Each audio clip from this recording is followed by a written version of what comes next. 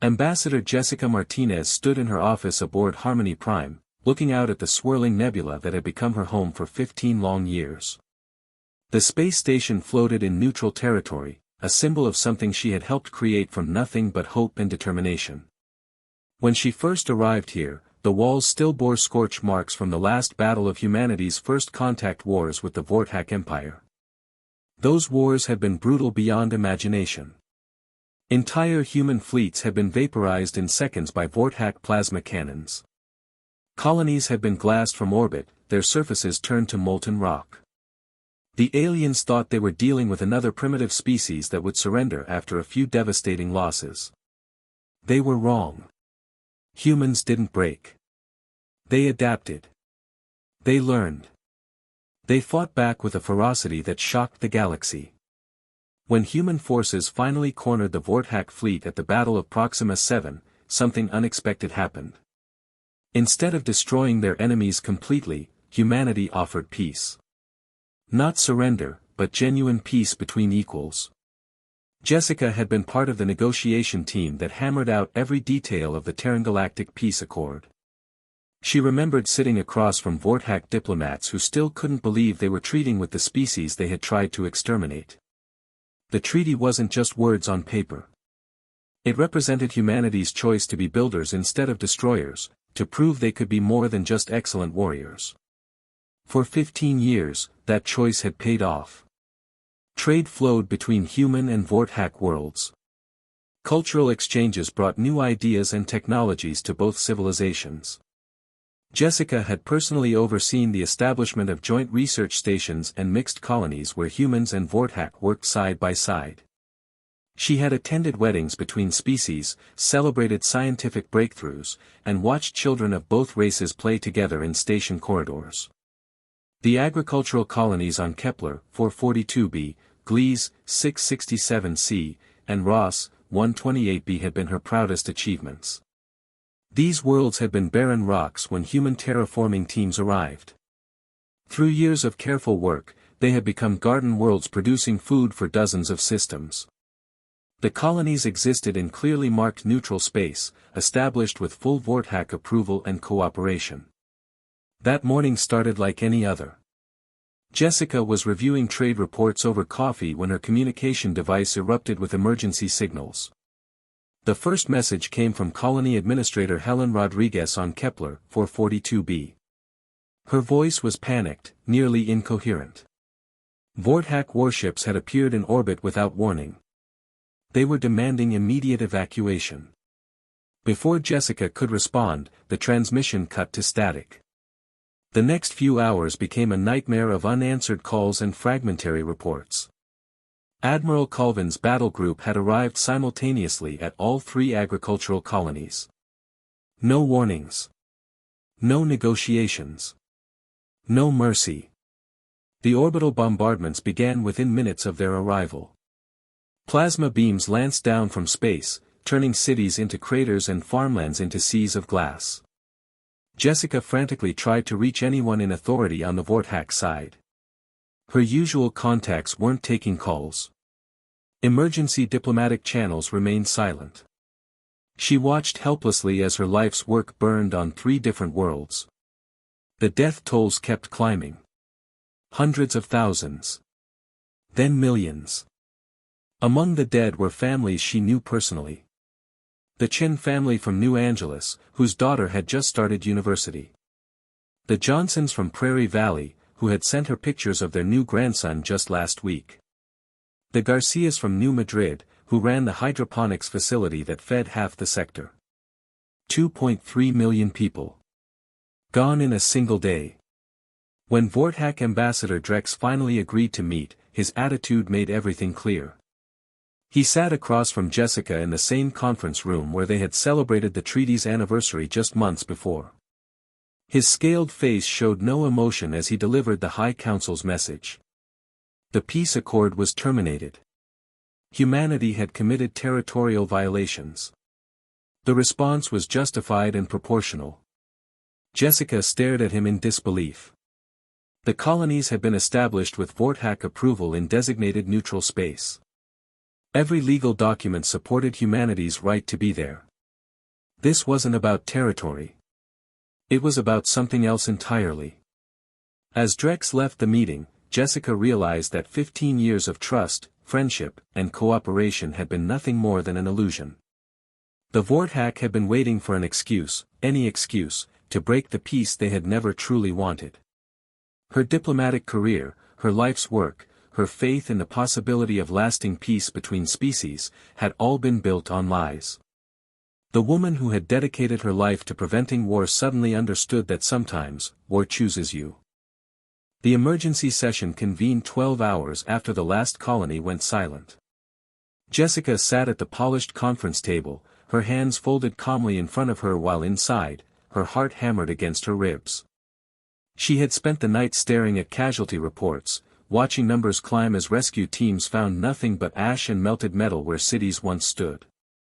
Her aide Michael Thompson sat beside her, dark circles under his eyes as he shuffled through data tablets. His usually steady hands trembled slightly as he whispered updates. New Beijing settlement, no survivors found. The Morrison farming district, completely vaporized. Jessica, there are entire family trees that just ended. She watched Michael struggle with the reports and felt something cold settle in her chest.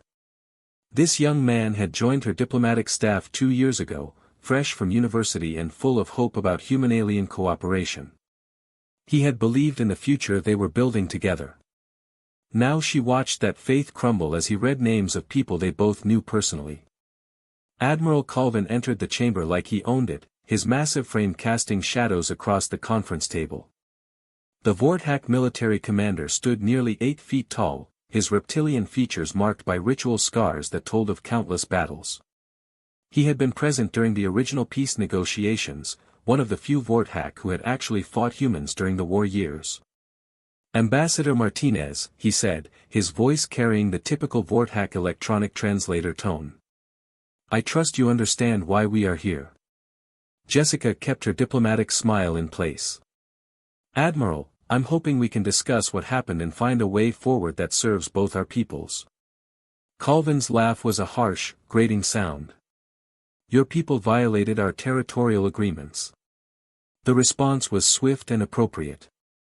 This is what happens when humans forget their place in the galaxy. The other Vorthak delegates nodded in agreement. Jessica noticed how they avoided meeting her eyes, looking instead at their data pads or the walls. Only Colvin seemed comfortable with the situation, actually appearing to enjoy it. The colonies were in neutral space, Jessica said carefully. We have documentation proving. Documentation can be interpreted many ways, Ambassador Drex interrupted smoothly. He was Colvin's political counterpart, smaller in stature but equally intimidating in his cold calculation. The High Council has reviewed the territorial boundaries and found clear violations. Jessica felt Michael stiffen beside her. They both knew this was complete fabrication. The neutral zone boundaries had been established with mathematical precision, marked by permanent beacons that both species monitored constantly. There had been no violations because violation was impossible. As the session continued, Jessica began accessing classified intelligence files on her personal tablet. What she found made her blood turn to ice. The agricultural colonies hadn't been targeted randomly. They had been specifically chosen because of their success. New Beijing had developed drought-resistant grain that could grow in almost any soil. The Morrison district had perfected protein cultivation that produced twice the nutrition of traditional methods. Ross 128B's hydroponics facilities had created food production techniques that could feed entire star systems using minimal resources. These weren't just colonies. They were the future of food security for the galaxy. And they were making Vorthak agricultural cartels obsolete. The files revealed intercepted Vorthak communications dating back months. Corporate leaders complaining about lost profits. Military commanders discussing the human food problem. Politicians debating how to eliminate human competition without appearing to break the peace treaty. They had found their excuse in manufactured territorial disputes. The whole thing had been planned. Admiral, Jessica said, looking up from her tablet, Can you explain why your forces targeted civilian food production facilities specifically? Colvin's eyes gleamed. Military targets are chosen for maximum strategic impact. Your colonies were supporting illegal territorial expansion. Families, Admiral. Children. You killed children who were helping feed the galaxy. Acceptable losses in territorial conflicts, Ambassador Drex said dismissively, waving his hand as if brushing away an annoying insect. Human expansion needed to be checked before it became uncontrollable. The words hit Jessica like a physical blow. Acceptable losses. 2.3 million people, including babies who had taken their first steps on those colony worlds, were nothing more than acceptable losses to prevent human success.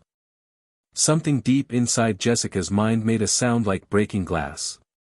The careful diplomatic training of 15 years, the patient bridge building, the belief that reasonable beings could find peaceful solutions to any problem, all of it cracked and fell away.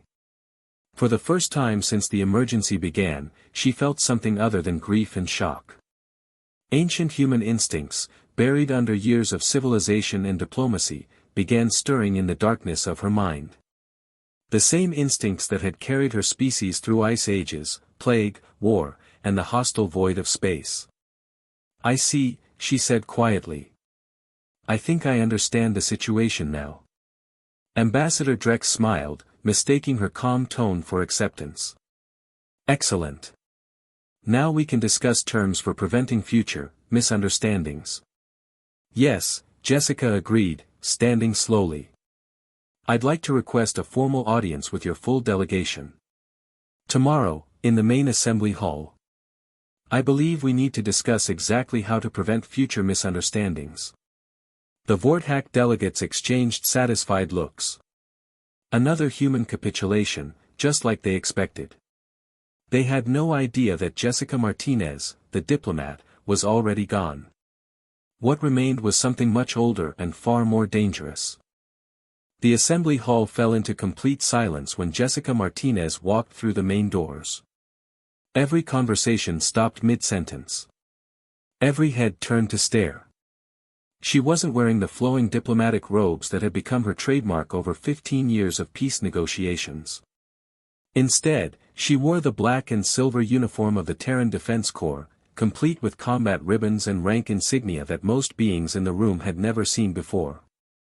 The uniform fit her perfectly, despite being stored away for over a decade. The fabric held the weight of humanity's darkest hours and greatest victories. Campaign ribbons told stories of battles fought in the void between stars, of impossible odds overcome through human stubbornness and tactical brilliance. The silver eagle on her collar marked her as a veteran of the First Contact War, one of the few humans who had faced the Vorthak Empire at its full strength and lived to tell about it. Michael Thompson sat in the observer section, his eyes wide with shock. He had known Jessica Martinez the diplomat, the patient negotiator who could find common ground between any two species. He had never imagined that this same woman had once coordinated orbital bombardments against Vorthak battle fleets. The Vorthak delegation occupied the central seating area, their massive forms dwarfing the furniture designed for smaller species. Admiral Colvin lounged in his chair with obvious satisfaction, expecting another round of human pleading and bargaining. Ambassador Drex reviewed his notes, probably preparing his list of demands for human territorial withdrawal. Neither of them paid much attention to Jessica's change of clothing. To them, it was just another diplomatic gesture, meaningless theater designed to make some point about human history. They had no idea what that uniform actually meant. Jessica walked to the speaker's podium with measured steps. Her boots clicked against the metal floor with military precision. When she reached the microphone, she placed her hands on either side of the podium and looked directly at the Vorthak delegation. Before we begin, she said, her voice carrying clearly through the chamber, I want to present some evidence about the colony attacks. She activated the main display screen, which filled with intercepted communications between Vorthak corporate and military leaders. The messages were damning. Discussions about eliminating human agricultural competition. Plans to manufacture territorial disputes. Calculations about acceptable casualties needed to cripple human food production. These communications were obtained through intelligence channels, Jessica continued. They clearly show that the colony attacks were planned months in advance. The territorial violations were fabricated. The targets were chosen specifically to destroy human agricultural advances that were hurting Vorthak corporate profits. Admiral Colvin shifted in his seat, his reptilian features showing the first signs of unease. Human intelligence services are known for fabricating evidence to support their political goals. Are they? Jessica asked, her tone remaining perfectly calm. Let's examine that claim. The screen changed to show casualty breakdowns from all three colonies. Civilian populations. Age demographics. The fact that 97% of the dead were non-combatants, including over 400,000 children under the age of 16. If these were military targets threatening Vorthak territory, Jessica said, why were the primary casualties farmers, teachers, and children? Why did your forces specifically target schools, hospitals, and food distribution centers? Ambassador Drex waved dismissively. Civilian casualties are inevitable in territorial conflicts. Your people chose to place non-combatants in disputed regions. Disputed regions, Jessica repeated slowly. Let's talk about that. The screen filled with navigation charts showing the exact boundaries of the neutral zone, marked by permanent beacons that both species had installed and monitored for 15 years. The agricultural colonies sat well within the designated neutral space, with kilometers of buffer zone on all sides. These territories were never disputed, Jessica said. Your own navigation records confirm this. Your own diplomatic archives contain the agreements establishing these zones. There was no territorial violation because violation was impossible. The silence in the chamber grew heavier. Several of the smaller alien delegations began whispering among themselves, clearly disturbed by what they were seeing. Admiral Colvin stood abruptly, his 8-foot frame towering over the assembly. Enough of these games, Martinez. Your species has grown too bold during this peace. Perhaps more colonies need to learn their place before humans understand the consequences of challenging Vorthak interests. That was when Jessica's diplomatic mask finally shattered. Her composure didn't crack gradually. It exploded all at once, like a dam bursting under too much pressure. The calm, measured diplomat vanished, replaced by something primal and terrifying. Her voice rose to a roar that echoed off the chamber walls. You want to talk about challenging Vorthak interests, she shouted. Let me remind you what happened the last time your people challenged human interests. The display screen changed again, showing battle footage from humanity's first contact wars. Vorthak battle cruisers burning in the void. Human fighters swarming through alien formations like angry wasps. The complete destruction of the Vorthak Fourth Fleet at the Battle of Kepler Station. You think we negotiated peace because we were losing? Jessica's voice carried a fury that made every being in the chamber lean back in their seats. We negotiated because we were winning. We chose mercy because we could afford to be merciful. She pointed directly at Admiral Colvin, her finger stabbing through the air like a weapon. You were there, Admiral. You remember the siege of Arcturus Prime. 16 Vorthak battle groups against 4 human destroyer squadrons. Who limped home with half their fleet destroyed? Colvin's scarred face had gone pale beneath his scales. He did remember. Every Vorthak military commander remembered humanity's impossible victories during those dark years. We stopped fighting not because we had to, Jessica continued, her voice now carrying the cold authority of someone who had commanded warships in the darkness between stars. We stopped because we chose to. Because we believed that 2 intelligent species could find a better way to coexist than through endless war. The chamber was dead silent except for Jessica's voice and the steady hum of the station's life support systems. We offered you partnership. We offered you friendship. We offered you a future where both our peoples could thrive together. Her voice dropped to a whisper that somehow carried to every corner of the room. And you answered with the murder of our children. For the first time in 15 years of peace, the Vorthak delegation was seeing what humans looked like when their patience finally ran out. They were beginning to understand that they might have made the worst mistake in their species' history. Jessica's voice carried across every communication channel in the galaxy as she stood before the assembled delegates, her words being broadcast to 1,000 worlds in real time. The diplomatic networks that had carried 15 years of peace negotiations now carried a very different message. The Terran Galactic Peace Accord is hereby terminated, she declared, her voice steady as steel. Effective immediately, humanity considers itself at war with the Vorthak Empire and any allies who support their actions. In the Vorthak section, Ambassador Drex shot to his feet. You cannot declare war. Your people lack the military strength to challenge the Empire. This is suicide. Jessica smiled, and for the first time in years, it wasn't a diplomatic smile. It was the smile of a predator who had been patiently waiting for the right moment to strike. Colonel Davis, she said into her communication device, you may begin Operation Lazarus. Light years away, aboard the hidden command ship Retribution, Colonel Rebecca Davis had been waiting for those exact words. She stood in the ship's war room, surrounded by tactical displays showing Vorthak space in perfect detail.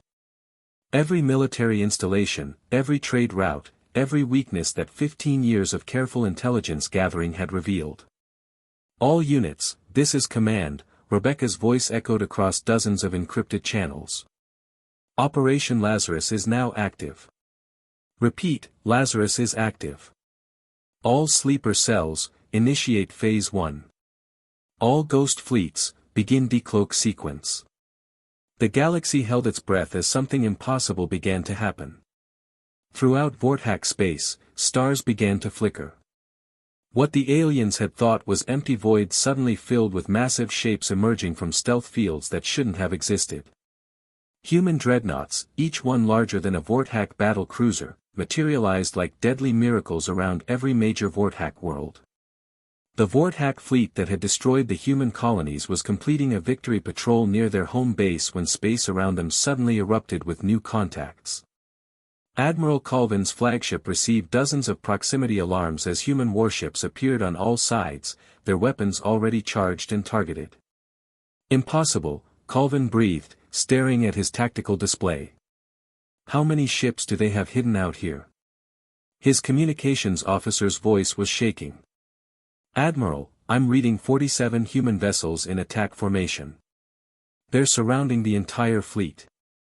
Back in the assembly hall, Jessica watched the confusion on Vorthak faces with cold satisfaction.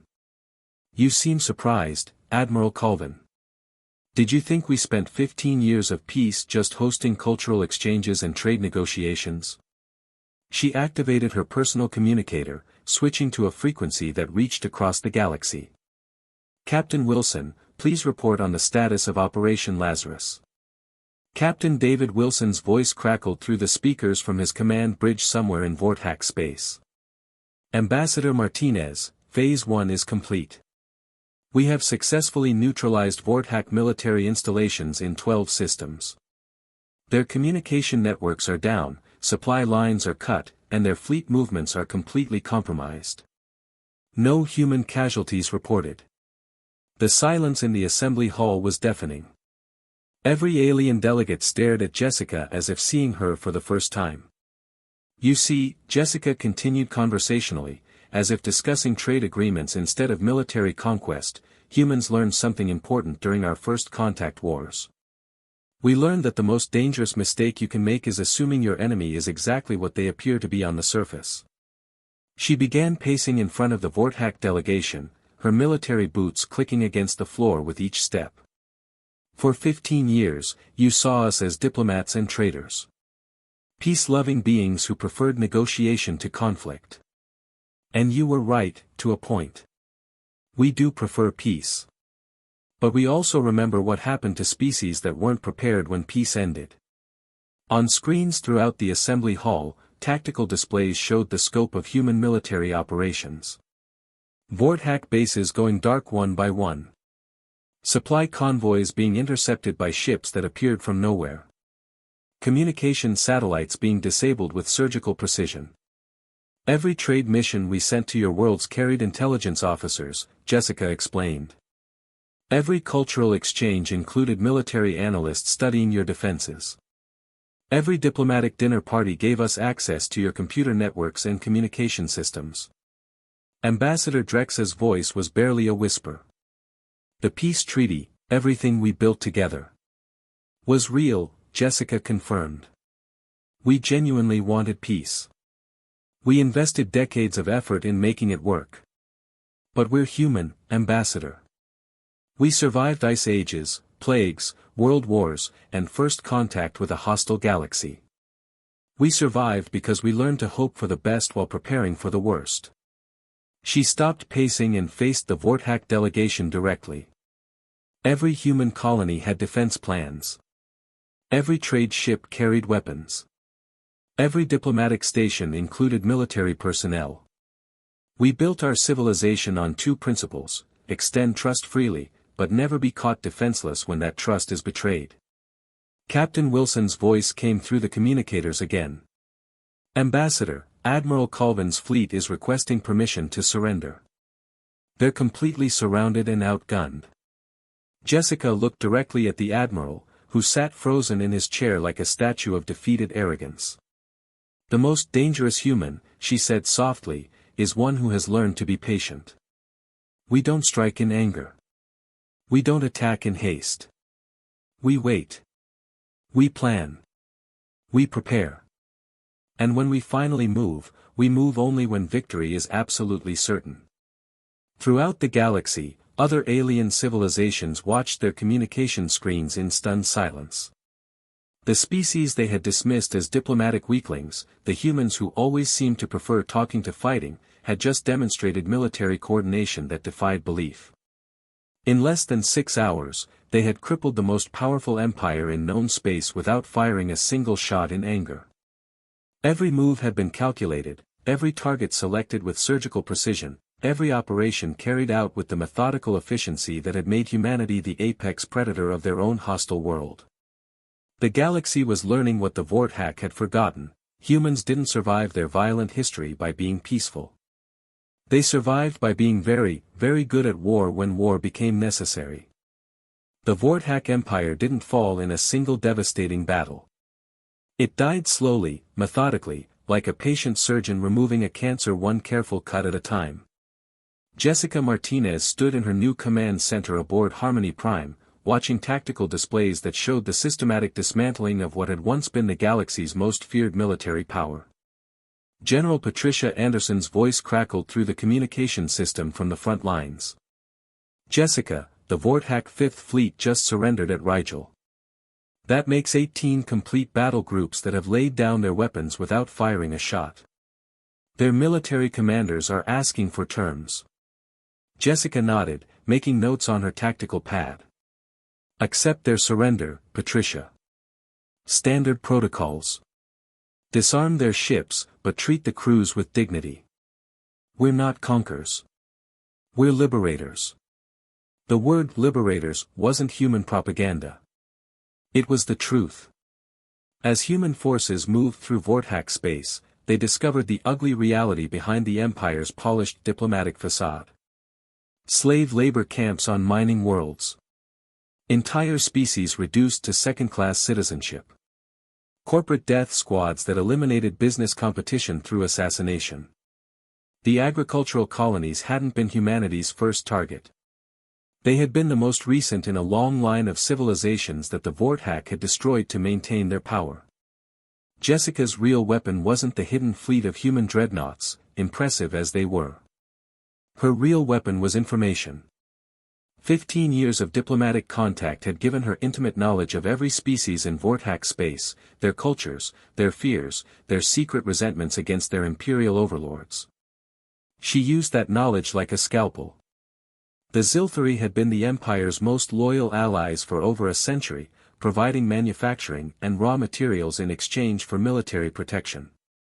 Jessica sent them detailed records of Vorthak plans to strip mine their sacred crystalline forests, plans that would have reduced their homeworld to an industrial wasteland within a generation.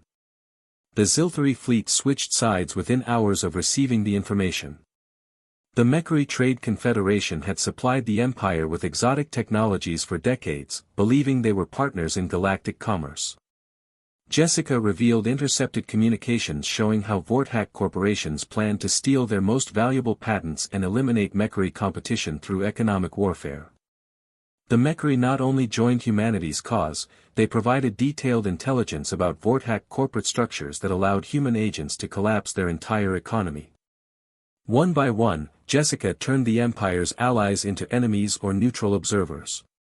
She didn't threaten them or demand their loyalty. She simply showed them the truth about their supposed partners, then let them make their own decisions. Within 3 weeks, the Vorthak Empire stood alone against the growing coalition Jessica had assembled.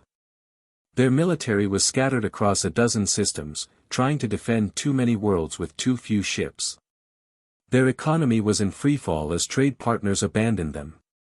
Their political structure was crumbling as member species declared independence. Admiral Colvin, once the proud commander who had massacred human colonies, sat in a detention cell aboard a human prison ship. His scarred face showed none of its former arrogance as he stared through reinforced windows at the wreckage of his flagship drifting nearby. "How?" he asked when Jessica came to visit him. "How did you plan all of this? How did you know we would break the peace?" Jessica sat across from him, separated by bulletproof glass. She wore her diplomatic robes again, but somehow they looked different now. They carried the authority of someone who had proven she could destroy civilizations when necessary. "We didn't know you would break the peace, Admiral," she said quietly. "We hoped you wouldn't. But we remembered our history. Humans have been betrayed before. We've been attacked by species that seemed friendly. We've learned that hoping for the best requires preparing for the worst." "But the scale of it," Colvin insisted. "The coordination. The intelligence networks. How long were you planning this?" Jessica smiled sadly. "Admiral, we've been planning this since the day we signed the original peace treaty. Not because we wanted war, but because we knew that someone, someday, might force war upon us. The moment we made peace, we began preparing for the possibility that peace might end."